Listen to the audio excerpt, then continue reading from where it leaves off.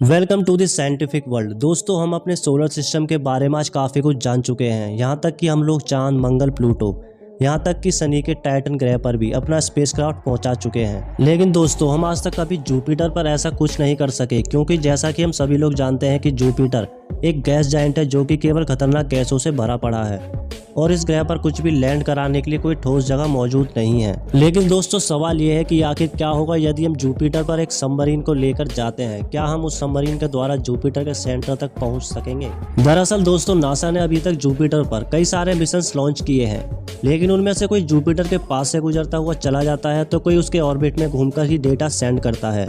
लेकिन हम लोग जानना चाहते हैं कि यदि हम जुपिटर के सेंटर तक जा सकें तो हमारा अनुभव कैसा रहेगा और हमें किन किन मुसीबतों का सामना करना पड़ेगा। तो चलिए दोस्तों, इमेजिन करते हैं कि हमने पृथ्वी से एक सबमरीन को जुपिटर के लिए लॉन्च कर दिया है। जैसा कि हम जानते हैं कि पृथ्वी से जुपिटर की दूरी 800 मिलियन किलोमीटर यानी कि 80 करोड़ किलोमीटर दूर है। और यदि बात करें वहां तक पहुंचने की तो हमें उस सबमरीन में कम से कम 12 से 14 महीनों का सफर तय करना पड़ेगा। दोस्तों, जुपिटर से 7 लाख किलोमीटर की दूरी से ही हमें महसूस होगा कि हमारी सबमरीन की जो भी इलेक्ट्रिकल चीज़ें हैं वो काम करना बंद कर रही हैं। उसी के साथ दोस्तों, हमें कई तरह की बैकग्राउंड नॉइसेस भी डिटेक्ट होंगी।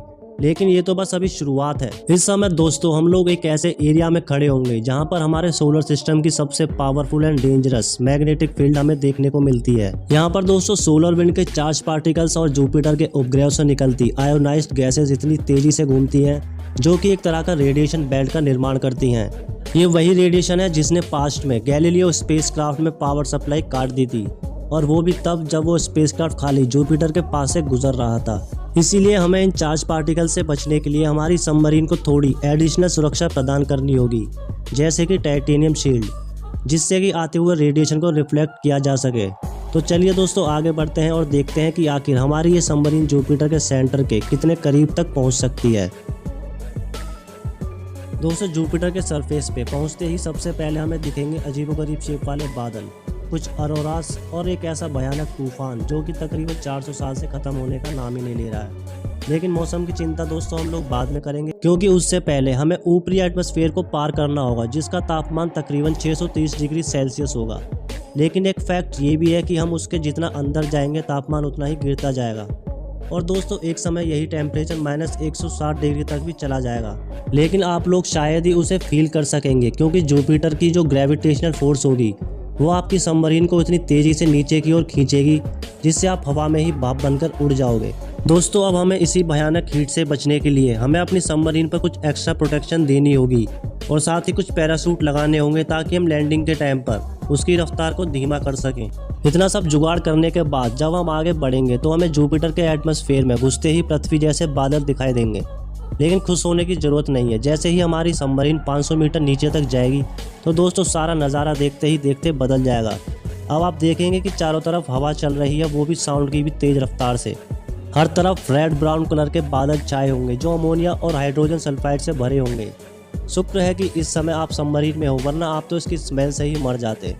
अमोनिया के बने बादलों के नीचे जाने पर अब बारी आती है पानी से भरे बादलों की, जो कि ऑलमोस्ट पृथ्वी के क्लाउड्स की तरह ही दिखेंगे, जो कि बारिश भी कर सकते हैं। और यहाँ पर प्रकाश का बस एकमात्र सोर्स होगा, वो भी लाइटनिंग, जो आसमान में कड़कती हुई बिजली है। इसके नीचे जाने पर यानी कि तकरीबन 150 किलोमीटर पर हमारी सबमरीन अत्यधिक प्रेशर यानी दबाव के कारण धीरे धीरे कोलैप्स होने लगेगी और अंत में दोस्तों गायब हो जाएगी। आज तक कोई भी स्पेसक्राफ्ट जुपिटर के इतने नज़दीक नहीं गया। लेकिन क्या हो यदि हमारी सबमरीन एटमॉस्फेयर के सभी लेयर्स को पार कर जाती है? दोस्तों, हम सब जानते हैं कि जुपिटर का कोई भी सरफेस नहीं होता, यह केवल एक गैस का गोला मात्र है जहां पर गैसें धीरे धीरे भारी होती चली जाती हैं और नीचे जाने पर यह गैस एक लिक्विड गैस का रूप ले लेती हैं।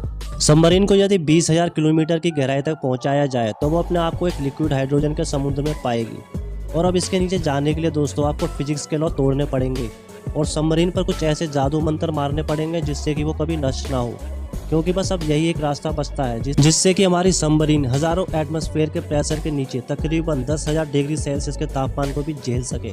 अब अगर हम हमारी सबमरीन को 30,000 किलोमीटर नीचे उतार देते हैं तो हम खुद को एक मेटालिक हाइड्रोजन की परत के अंदर पाएंगे, जहाँ का प्रेशर तकरीबन 200 गीगा पास्कल है, जो कि पृथ्वी के एटमॉस्फेरिक प्रेशर से लगभग 20 लाख गुना ज़्यादा होगा। और यहाँ का तापमान दोस्तों 20,000 डिग्री तक पहुँच चुका होगा। अब कोई भी स्पेसक्राफ्ट ऐसी भयानक कंडीशंस में सरवाइव नहीं कर पाएगा। इससे नीचे उतरने के लिए दोस्तों आपको सुपर पावर्स की ज़रूरत पड़ेगी। अब अपनी सुपर पावर्स का इस्तेमाल करते हुए इस वीडियो को ज़रूर लाइक कर दीजिएगा और यदि चैनल पर नए हो तो ऐसी और अमेजिंग वीडियोस देखने के लिए चैनल को सब्सक्राइब कर लीजिए। जल्दी ही मिलते हैं हमारी नेक्स्ट वीडियो में।